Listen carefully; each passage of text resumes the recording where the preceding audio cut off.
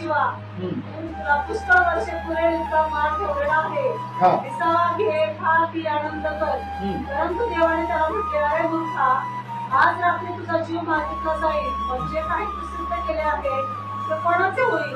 जो कोणी स्वतःसाठी द्रव्य संचय करतो तो देवाविषयक बाबतीत धनवान नाही, तो कसा नाही? लक्ष देऊन ऐका.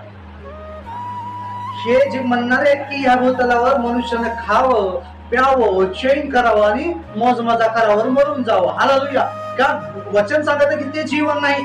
तुमच्याकडे धन संपदा आली म्हणजे तुमच्याकडे जीवन नाही. तुमच्याकडे गाडी असेल, बंगला असेल, सोनं असेल, नोकरी असेल, चाकर असेल, सगळे काही असेल, पण हा जीवनाचा भाग नाही. जीवन कोणता आहे, जीवन कशामध्ये आहे हे तुम्हाला माहिती पाहिजे. मला हालेलुया. आता हा जो माणूस आहे श्रीमंत आहे, मला श्रीमंत आहे, पण त्याच्याकडे जीवन नाही.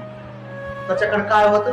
मरण. मनामध्ये जीवन पाहिजे का मरण पाहिजे? हा श्रीमंत व्यक्ती भरपूर कोठार इथे दिलेला आहे. काय म्हणत आहे की तो आपल्या मनाला म्हणत आहे की माझ्या जीवा तुझ्यासाठी मी एवढं साठवलंय.